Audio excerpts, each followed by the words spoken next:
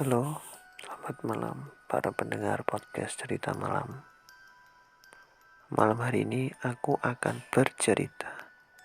menceritakan mengenai pengalaman pribadi kakak saya ketika beliau bekerja di salah satu perusahaan swasta yang ada di Surabaya. Jadi kakak saya itu kebetulan bekerja sebagai seorang admin di salah satu perusahaan peti kemas yang ada di Surabaya. Kejadiannya sekitar jam 7:30 malam. Kalau tahunnya saya lupa tahun berapa itu kakak saya cerita. Jadi kebetulan juga kakak saya itu pulang larut pada saat itu. Dikarenakan ada beberapa laporan yang harus dikerjakan dan harus diserahkan besok paginya. Jadi beliau memutuskan untuk lembur di malam itu juga. Sebenarnya kalau jam normalnya sih jam 5 sudah pulang. Tapi kebetulan karena ada laporan yang harus dikerjakan, jadi kakak saya itu pulang sekitar jam 7:30. Nah, kakak saya ini berangkat perginya kan pakai kendaraan umum, pakai transportasi umum seperti itu. Ketika jam menunjukkan jam 7:30 malam, itu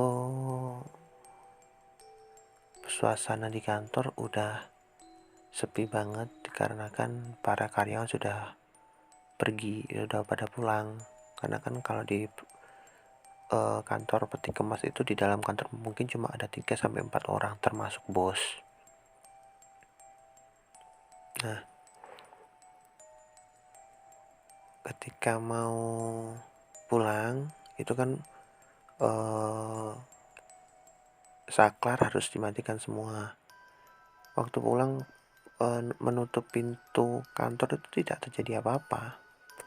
Nah, tapi ketika keluar kantor, kakak saya menuju ke arah jalan raya karena kan kantornya ini menjorok ke belakang ya.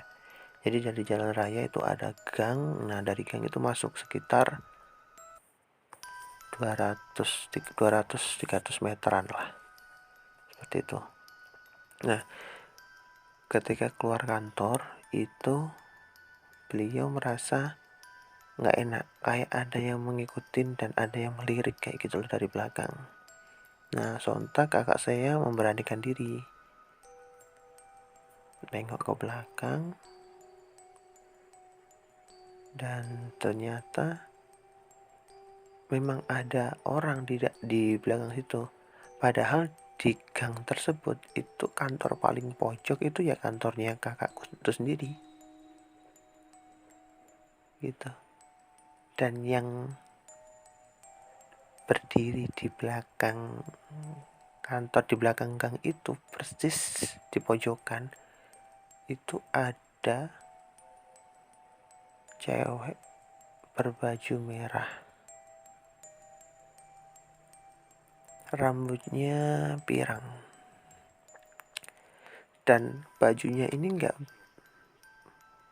bukan baju pada umumnya dipakai orang sekarang. Jadi lebih tampak seperti zaman orang dahulu, kayak noni-noni Belanda gitu. Nah, kebetulan juga kan kakakku ini sebenarnya punya, ya bisa dibilang bisa lah melihat hal-hal seperti itu. Karena memang dari kecil udah peka.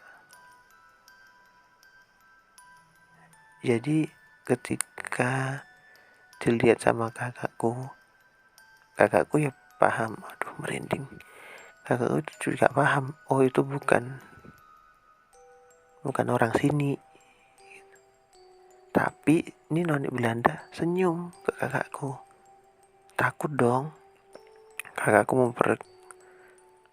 mempercepat langkahnya untuk langsung menuju ke jalan raya untuk naik bis waktu itu.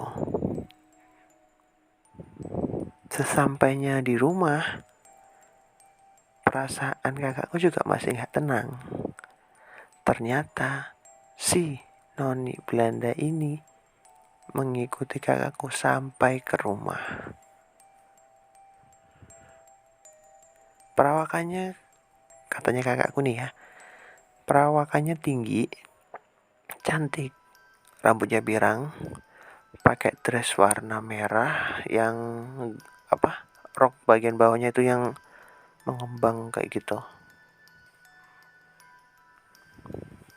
Karena merasa nggak tenang, akhirnya kakakku ini mencobalah tanya ke orang pintar kayak gitu. Ternyata si noni Belanda ini suka sama kakakku, tapi nggak berniat buruk gitu. Dan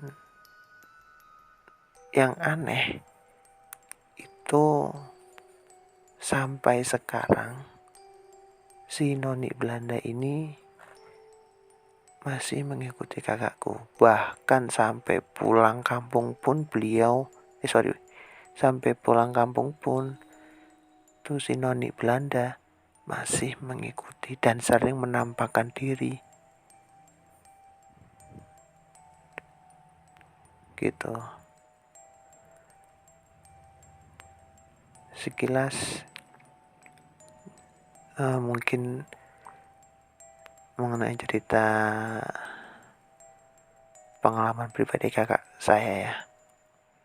Mungkin di lain kesempatan coba akan saya ceritakan kembali. Terima kasih sudah mendengarkan. Selamat malam.